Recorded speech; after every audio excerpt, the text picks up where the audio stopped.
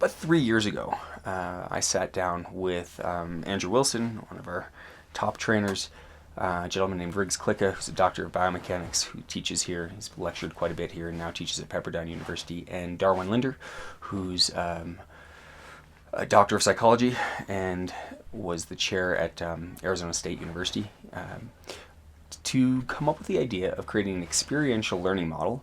There's a lot of them out there, like Kolb's, for example, that many of us have heard about. That's kind of where the watcher, feeler, or watching, feeling, doing, thinking idea comes from. It's a very simplified version of that. But to create a model that was specific to snow sports, and specific to our industry and our school, for that matter, we created this model, or I have been creating it, called Learning by Doing, because that's exactly what we want to have happen. We went through a lot of more fancy names, but in the end, we wanted people to do things to learn things, as opposed to be told things. This year in Trainers Training, we focused on two aspects of that. The first one is, what do you need to set up between yourself as the teacher, or the coach, or the instructor, and the learner, so that you can get out of the way, and they can experience and self-direct? And what we decided was the utmost importance is a clear mental image of where you're trying to go. What's the goal? What does success look like? In reference to that, we also need to know where we are. So that was one of the things we really focused on. It's the idea of, where am I going and where am I right now as a new thing? What's the new thing to be learned and what am I currently doing? There's a great model on motor skill learning, very simple one. It's about a page. It was written in 1967 by Fitz and Posner, research associates.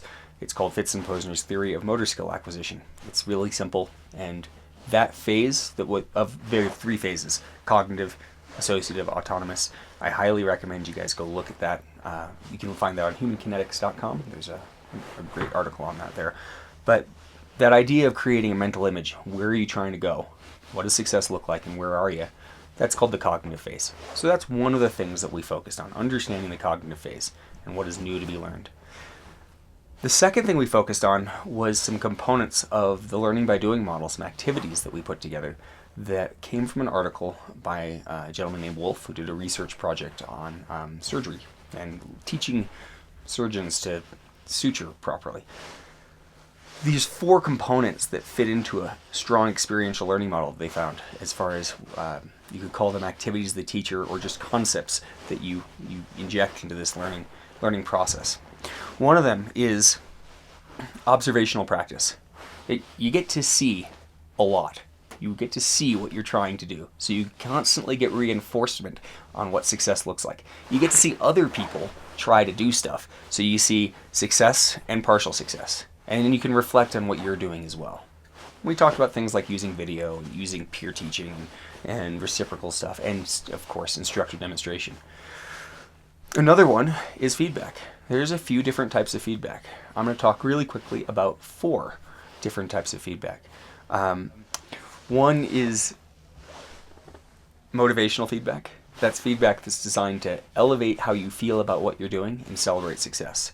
Or keep you positive, or keep the learner positive when success might not be happening. It's not lying, though. It's simply there to motivate. The second one is data-driven feedback, which most studies say this is what most of our feedback should be. This is what we're trying to do. This is what you're currently doing. The next 2 categories would be, let's call them augmented feedback, where the learner tells you something they've experienced, and you as the teacher validate that or correct it, but you're enhancing what their feedback is, right? And we often call that intrinsic feedback. It's what I felt from the snow and I validate it with my coach. And the other one would be extrinsic feedback, where the learner gets feedback specifically, it's often corrective, from the coach on specifically what they'd like to be doing. The third thing in these 4 things is focus of attention. It's generally easier to make your ski or snowboard do something different if you focus on what your ski or snowboard is doing, as opposed to the small body parts that are moving. You could be focusing on changing a movement, but focusing on changing the large portion of the movement rather than the small part of it. So focus of attention, and making that as big picture and as external as possible. And the last one of those, which is really, really important for the experiential learning environment, is self-directed practice. That means that the learner gets to use all of those other things whenever they want it. They get to decide when they get feedback. They get to decide where their focus of attention is going. They get to decide when they get to see things or when they need more. So we keep giving the student what they want and need through clarity of where we're trying to go, as opposed to continually injecting more information that can cloud the learner's experience. Anyway, those are the basic elements that our training focused on. And as we go through early season clinics, we expect that our clinic leaders will be modeling this. Much more time asking questions than making statements, helping people become more self-actualized in their learning or self-reliant, which is really what we want.